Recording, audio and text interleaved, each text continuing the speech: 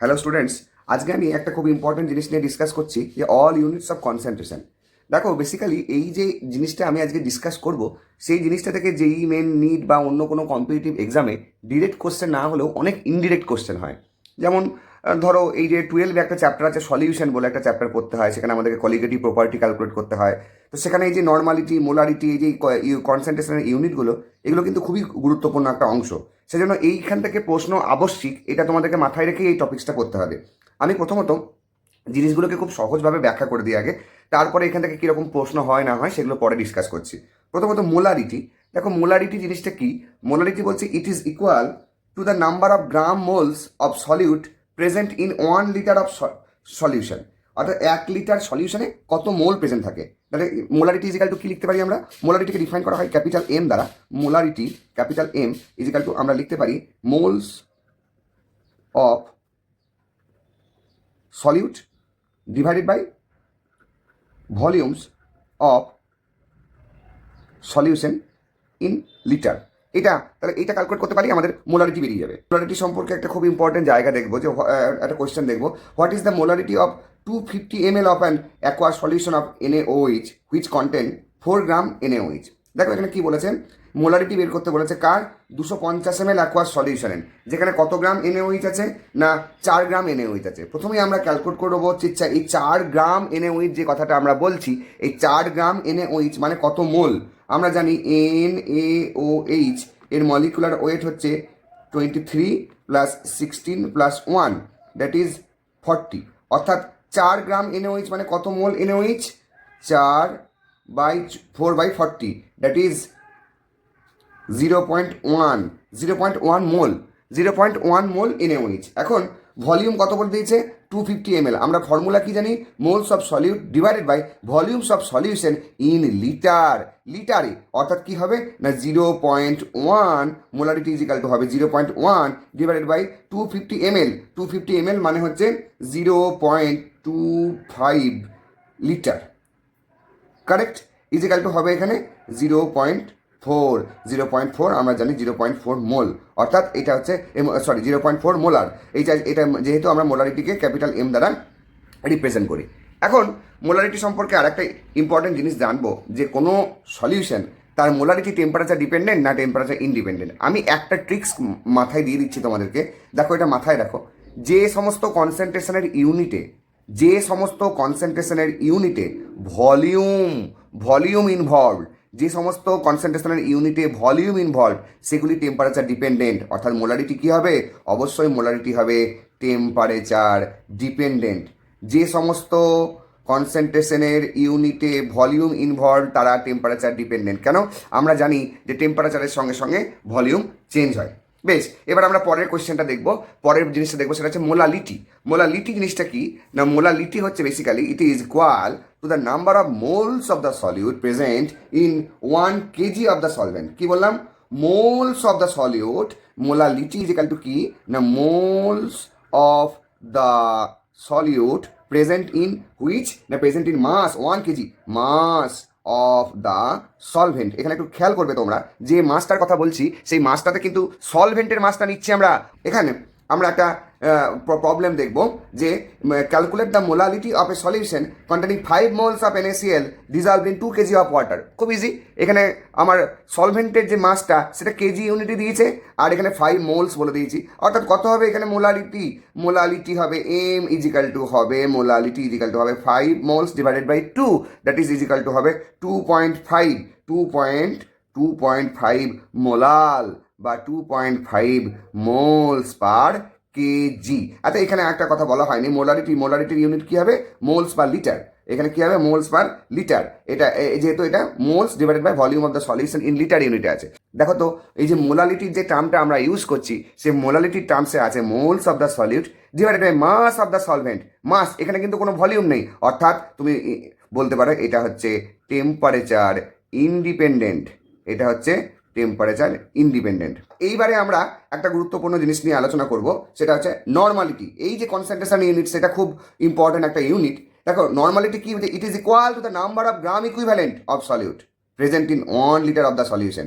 1 litre সলিউশনে কোনো সলিউটের কত গ্রাম ইকুইভ্যালেন্ট বাংলাতে বলা হয় গ্রাম তুল্যাঙ্ক প্রেজেন্ট আছে, তাকে বলা হয় ওটার কি বলা হয় নর্মালিটি। তাহলে নর্মালিটি ইজিক্যাল টু আমরা কি লিখতে পারি, যে গ্রাম ইকুইভ্যালেন্ট, কত গ্রাম ইকুইভ্যালেন্ট প্রেজেন্ট আছে কততে, না কত গ্রাম ইকুইভ্যালেন্ট প্রেজেন্ট আছে volume of the solution in কি অফকোর্স ইন লিটার। তাহলে এই যে অবশ্যই দেখো প্রথমে বলে রাখছি যে এই নর্মালিটির ইউনিট অবশ্যই টেম্পারেচার ডিপেন্ডেন্ট হবে, কারণ আমি আগে বলে দিয়েছি তোমাদের ট্রিক্সটা, এখানে ভলিউম ইনভলভ আছে। ক্লিয়ার? বেশ, আমি সেসব নিয়ে আজ যাচ্ছি না, এখন আমি সরাসরি চলে যাচ্ছি যে নর্মালিটি কেমন করে ক্যালকুলেট করতে হয়। তার আগে আমি বলি, আমার আগের যে ভিডিও দেওয়া আছে সেখানে দেখো লেখা আছে গ্রাম ইকুইভ্যালেন্ট কেমন করে ক্যালকুলেট করতে হয়। আমি প্রত্যেকটা স্টেপ বাই স্টেপ তোমাদেরকে বলে দিয়েছি যে গ্রাম ইকুইভ্যালেন্ট কেমন করে ক্যালকুলেট করতে হয়। এখন আমি একটা প্রবলেম দেখি, নর্মালিটি রিলেটেড প্রবলেম। দেখো, calculate the normality of a solution containing 49 gram of H2SO4 dissolved in 1 litre of solution. কত গ্রাম H2SO4? 49 গ্রাম। আমি প্রথমেই যেটা ক্যালকুলেট করব সেটা হচ্ছে এর গ্রাম ইকুইভ্যালেন্টটা ক্যালকুলেট করে নেব। আচ্ছা, H2SO4 এর মলিকুলার ওয়েট হচ্ছে আমার 2 + 32 + 64 = 98 হচ্ছে এর মলিকুলার ওয়েট। এখন এই যে 98 মলিকুলার ওয়েট, আমি যখন এর ইকুইভ্যালেন্ট ওয়েট বের করব তখন কি করব না, ইকুইভ্যালেন্ট ওয়েট বের করার সময় কি করব, এই 98কে আমি 2, অর্থাৎ যেহেতু এটা এই যে 2 দুটো H প্লাস আয়ন দেয়, তাই 98কে এন ফ্যাক্টর দিয়ে ভাগ করলাম 2 = 49 হলো এর ইকুইভ্যালেন্ট ওয়েট। শোনো, গ্রাম ইকুইভ্যালেন্ট বের করার নিয়ম কি?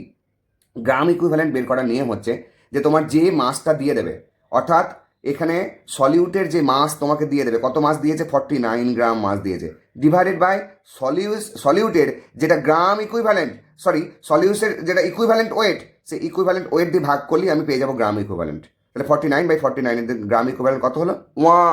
1 গ্রাম ইকুইভ্যালেন্ট। এবার আমি এই 1 গ্রাম ইকুইভ্যালেন্টকে ভাগ করব কত দিয়ে, না ভাগ করব এইখানে যে আমার 1 লিটার সলিউশন দিয়ে, অর্থাৎ এটা নর্মালিটি কত হবে? 1 নর্মাল, এটা নর্মালিটি হবে 1 নর্মাল। এবার আমরা নর্মালিটি আর মোলারিটির মধ্যে কি রিলেশন, আমাকে অনেক সময় অঙ্কতে নর্মালিটি দিয়ে দেয়, দিয়ে হয়তো ক্যালকুলেট করতে হয় আমাকে, যেটা তখন আমার প্রয়োজন হবে অবশ্যই মোলারিটি প্রয়োজন হবে। সেই জন্য নর্মালিটির সঙ্গে মোলারিটির সম্পর্কটা আমার জানা খুবই ইম্পর্ট্যান্ট। আমি খুব ইজিলি বলে দিচ্ছি, দেখো, normality equal to molarity into n factor. Just এইটুকু মনে রাখবো আমি। কি বললাম? Normality equal to molarity into n factor. এইটুকু পড়লেই আমার নর্মালিটির সঙ্গে মোলারিটির সম্পর্ক হয়ে গেল।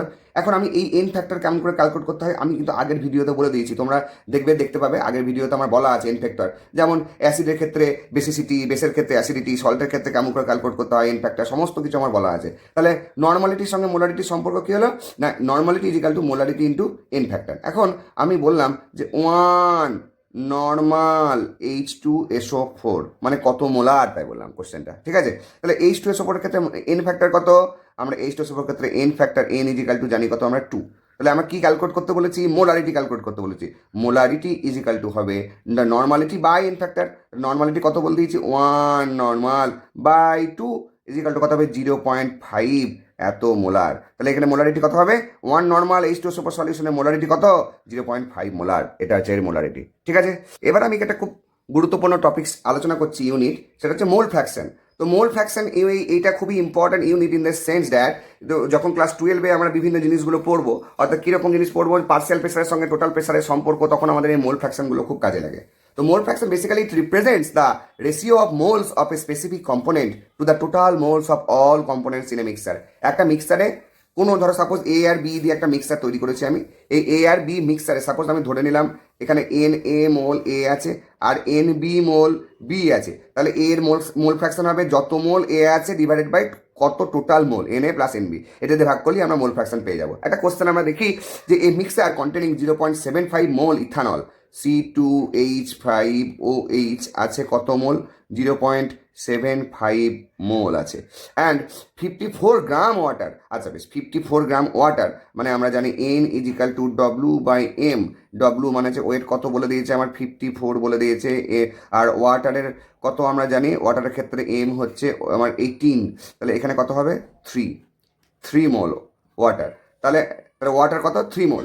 এখন আমার তাহলে ওয়াটারের মোল ফ্র্যাকশন আমাকে ক্যালকুলেট করতে হবে। এই মিক্সচার কন্টেনিং এত, আমি সাপোজ বলছি ওয়াটারের মোল ফ্র্যাকশন কত, তাহলে ওয়াটারের mole fraction X of water is equal to হবে কত?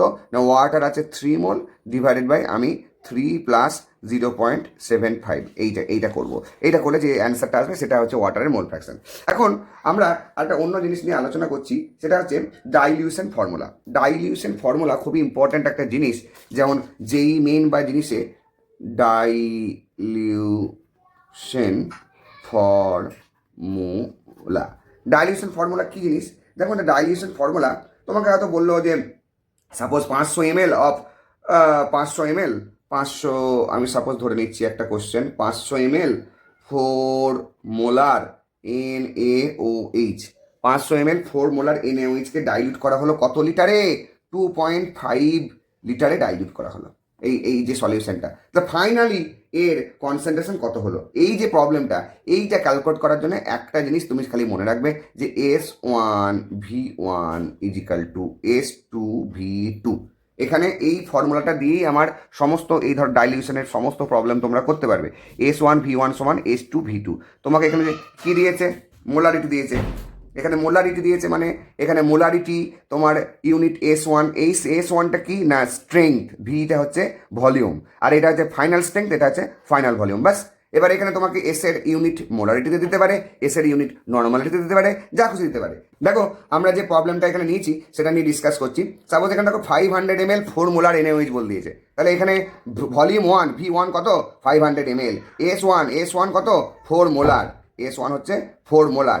এইটা ইজিক্যাল টু কত হবে? আমার ফাইনাল স্ট্রেংথ আমাকে বের করতে দিয়েছে, S2 বের করতে দিয়েছে, আর বলে দিয়েছে কত? Final volume 2.5 litre. 2.5 লিটার মানে হচ্ছে কত? 2500 এত ml। এটা হচ্ছে ফাইনাল ভলিউম। 2.5 লিটার মানে 2.00 এত ml। এখন এখান থেকে S2 কত বেরিয়ে যাবে? S2 ইজিক্যাল টু বেরিয়ে যাবে এখান থেকে 500 into 4 divided by 2500 equal to হয়ে যাবে আমার কত? না 0.0055 ইজিক্যাল টু হবে 0.8 molar. 0.8 molar. 0.8 molar will be the correct answer. আচ্ছা, আমরা প্রথমেই আগে ডিসকাস করে দিয়েছি যে মোলারিটির সঙ্গে নর্মালিটির কী সম্পর্ক, কিন্তু আরেকটা খুব ইম্পর্টেন্ট রিলেশনশিপ যেটা আমি ডিসকাস করিনি, সেটা হচ্ছে relationship between molarity and molality. এইখান থেকে প্রচুর কোশ্চেন হয়, যেই মেন নিট, এখান থেকে প্রচুর কোশ্চেন হয় যে কোনো কম্পিটিটিভ এক্সামে। তো আমি এই মোলারিটি আর মোলালিটির যে সম্পর্কটা সেটাকে একটা ছোট্ট সূত্রের সাহায্যে বলে দিচ্ছি। দেখো, এই যে molality equal to M into 1000 divided by M into 1000 divided by 1000 D minus M into MW। এইটা হচ্ছে ফর্মুলা। দেখো খুবই ইজিলি এই ফর্মুলাটা বুঝতে পারছো। দেখো মোলালিটি, এখানে স্মল এমটা কি? স্মল এমটা হচ্ছে মোলালিটি। ক্যাপিটাল এমটা কি? ক্যাপিটাল এমটা হচ্ছে মোলারিটি। আর এখানে MW যেটা, সেটা হচ্ছে মলিকুলার ওয়েট, আর ডি হচ্ছে এখানে ডেন্সিটি। এই ফর্মুলাটাতে জাস্ট সিম্পলি পুট করলেই আমার এখান থেকে সমস্ত প্রবলেম করে দেওয়া সম্ভব হয় আর কি। দেখো একটা প্রশ্ন যেই মেনে পড়েছিল, একটা কোয়েশ্চেন 2025 সালেই পড়েছিল, বলছে density of 3 molar NaCl solution is 1.25 gram per ml। The molality of the solution, একদম ডাইরেক্ট এই ফর্মুলাতে পুট করে দেবো। মোলালিটি M ইজিক্যাল টু হবে, এখানে বলে দিয়েছে দেখো 3 মোলার সলিউশন বলে দিয়েছে, মানে 3 ইন্টু 1000 ডিভাইডেড বাই 100, এই 1000 ইন্টু এখানে ডি ডেন্সিটি কত বলে দিয়েছে? 1.25 মাইনাস এখান থেকে তোমার যেটা হবে সেটা হচ্ছে 58.5, এটা হচ্ছে NaCl এর মলিকুলার মাস, ইন্টু হয়ে যাবে কি এখান থেকে 3। বাস, এই যে এই ফর্মুলাতে পুট করে M এর যেটা ভ্যালু আসবে সেটাই আমার একদম সুন্দর উত্তর বেরিয়ে যাবে। এবার এই ক্যালকুলেশনটা যদি তোমরা করো তাহলে দেখবে এখানে মোলারিটির মান আসবে 2.79। So answer 2, the B answer will be the correct answer. এখন আমি লাস্ট কয়েক বছরের এই রিলেটেড কিছু প্রশ্ন তোমাদেরকে প্র্যাকটিস করার জন্য দিলাম। তোমরা পজ করে স্ক্রিনশট নিয়ে এগুলোকে প্র্যাকটিস করো এবং কমেন্ট বক্সে উত্তর জানাও। আমি এই নেক্সট ক্লাসে খুব সম্ভবত এম্পিরিক্যাল ফর্মুলা এবং মলিকুলার ফর্মুলা নিয়ে ডিসকাস করতে চলেছি।